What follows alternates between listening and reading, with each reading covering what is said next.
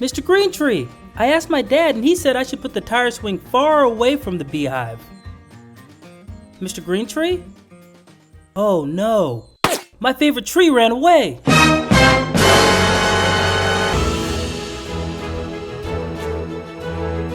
I don't know why he ran away. We spent all summer together. I almost climbed to the highest branch. I told him where my secret stash of golden acorns was, which is hard to keep from him since the Mountain Boy! What makes you think your favorite tree ran away? Because it's not here anymore. Yes, that makes sense. What a shame it had to leave. Now's not the time for tree puns. Sorry. What does your favorite tree look like anyway? Well, it curved to the left Like that tree. It also had a crooked branch on the bottom. Like that tree. It was also right where that orange tree is right now. My sweet, naive mountain boy. Your favorite tree didn't run away. It didn't? No, it was stolen by a tree snatcher. A tree snatcher? What do they do? Snatch trees. It's in the name.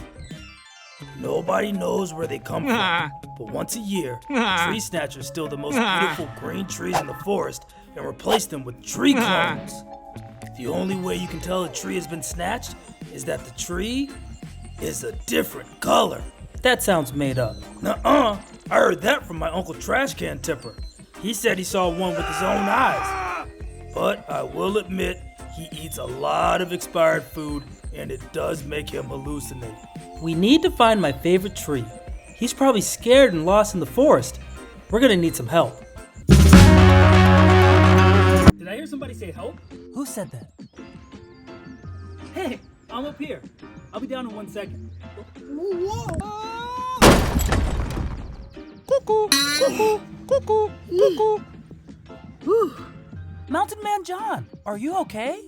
Of course I am.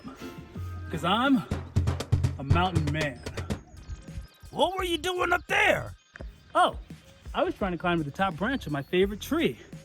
I've been trying to reach it ever since I was a mountain baby. One day. What can I help with? Do you know what a tree snatcher is? I can't say that I do. Well, it stole my favorite tree, and now we need to know where the tree snatcher took it so we can get my tree back. Oh, that does sound serious. I have an idea. Maybe one of the animals that lives in the trees can tell us where your favorite tree went. What animal in their right mind would live in a tree? Bugbear, lots of animals live in trees. Maybe something in our slingamathin can help us find some. Let's see.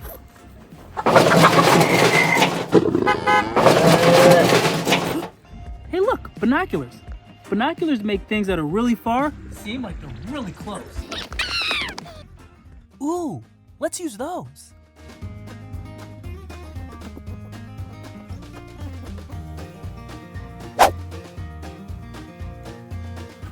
Oh look, squirrels use trees as homes. Maybe we should ask one of them. Not that one. It looks angry.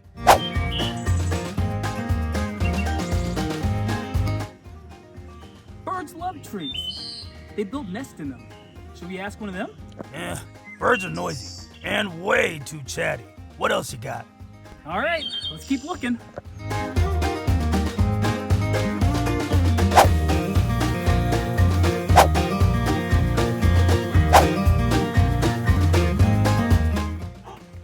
Ooh, insects. Trees are home to a wide array of insects like ants, beetles, and bees, all living together in harmony. Should we talk to them? No! If we wanted to talk to bugs, I would ask the ones I rent my fur to. Ew. Guys, I'm kind of running out of options for animals to talk to. Why don't we ask a zebra? Because zebras don't live in trees. Typical zebra. Oh, I got it. Why don't we just ask a tree? Because trees don't talk? I happen to know one that does. Just follow this map and it'll get you to where you need to be. Thanks, Mountain Man John. Okay, it looks like we have a quest to go on. Yeah, let's do it. Haha, yeah, quest. Let's go. Boy, oh boy, I sure do love a good quest. Now, back to that top branch.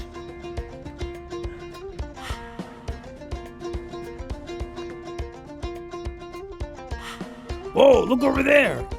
Ooh, pretty. Oh, my feet hurt. I could do this all day. Oh, whoa. Oh, wow, look at that. Pretty sure this is a shortcut, but I'm not great with maps. My feet hurt.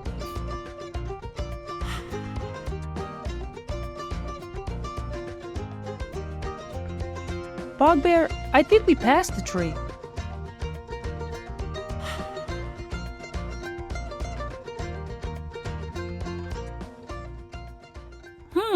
The map says the tree should be right here. All these trees look the same to me. Hey, I take offense to that. Don't eat me! Eat Mountain Boy. He smells better. Who, me?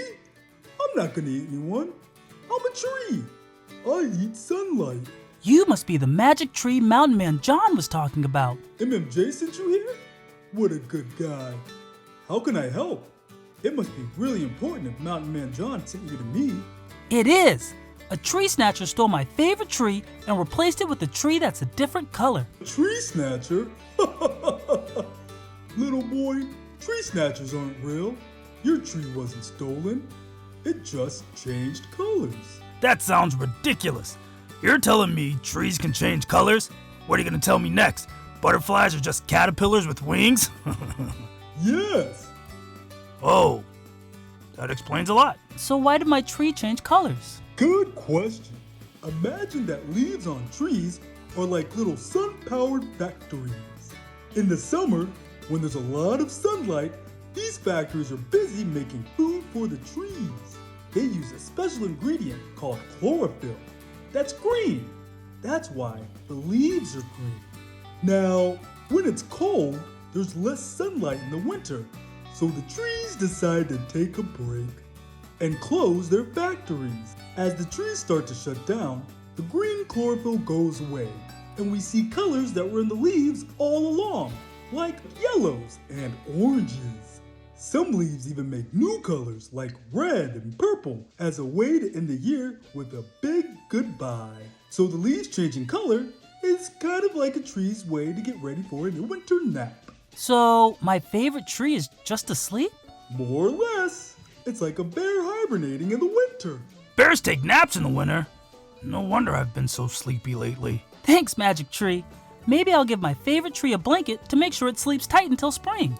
I'm sure would enjoy that. Well, good luck, you two. Before we leave, I have a question. Why can you talk? Oh, another great question. Well, it's because Oh, look at the time. I guess it's time for my nap. Good night. Convenient. Come on, Bog Bear. We got a tree to see.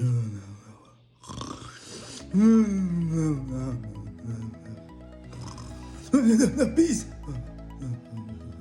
Run, play, go outside. Run, play, go outside. Run, play, go outside. Run, play, go outside. Run, play, go outside. Run, play, go outside. Go outside. Go outside. Run, play, go outside. Find dragons in your backyard, or mermaids under the sea, pirate treasure in a bush, or parrots in a tree. You could go on a quest and see the world, read a book in a quiet place, play some games, meet some friends, or beat a tortoise in a race. But you gotta run, play, go outside, run, play, go outside, run, play, go outside, run, play, go outside, run, play, go outside, run, play, go outside, go outside, go outside, run, play, go outside. Yeah! Whoa, look at all this stuff there is to do out here. Wow! We can explore. We sure can. Hey, Mountain Boy, what's that? Oh, wow! Is that a playground? I think it is. Oh, look at that. So pretty out here. Hi Mountaineers, it's Mountain Melissa, and today we're gonna make a bird feeder. So what we have to do first is put together the house. Let's connect the front end to the side pieces. Once we're done, we're gonna connect the back end. Now we're gonna put the other side of the house. Okay, So now we have all of the sides of our house. So this is the base, and we're gonna connect it just like this. You can't have a house without a roof. Now it's time for the fun part, painting it.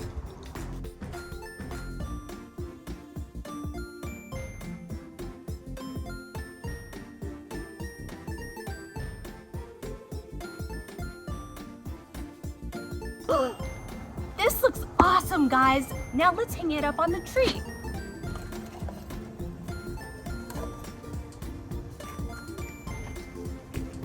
Wow, that looks amazing, guys. Thank you, Mountaineers, for helping me out. I'm sure our bird friends are gonna love it. Mountaineers, you know what I like to do after a long day of climbing trees? I like to read a story with my good buddy Bear the dog. And today, we're reading one of my favorite stories from Tall Corgi Tales Volume 1. That story is The Girl with No Fear. Let's read it. The girl who didn't know fear.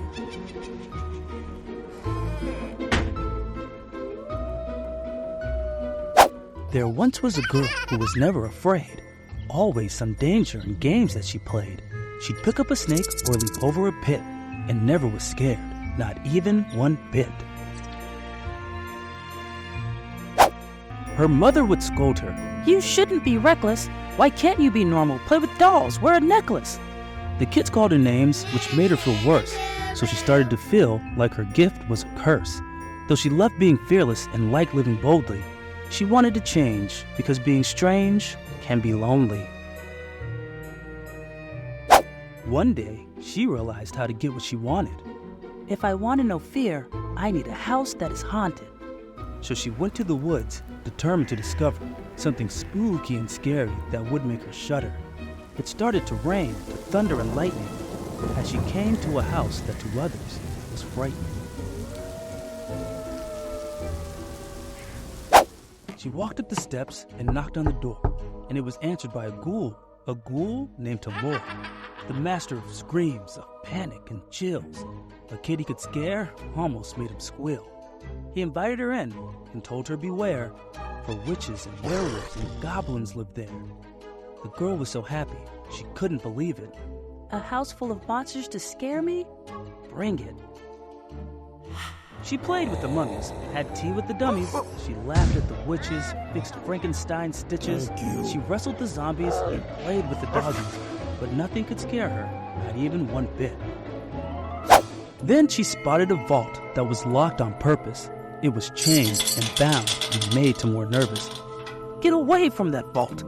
There's terror inside. Just the sight of the vault made him shiver and hide. But the girl wasn't scared, not even one bit.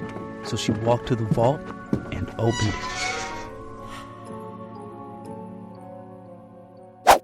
And out flew a beast you should never get near, that gained all its power from everyone's fear. When everyone's scared, I'll keep gaining power. I'll scare everyone every minute and hour.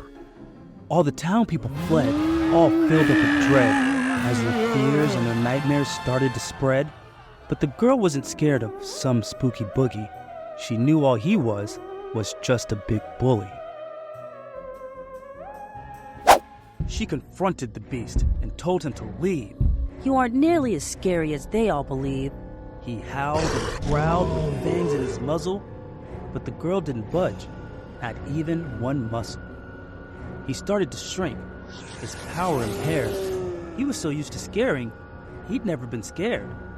This girl was so brave. How did this occur? He gained power from fear, but his worst fear was her. He shrank and he shrank, and then he just vanished. And the monster stopped hiding. There was no more panic. Since the girl was so brave, the whole town was saved. So they all apologized for calling her names. So this is the moral for those near and far. It's okay to be scared. Just don't be scared to be who you are.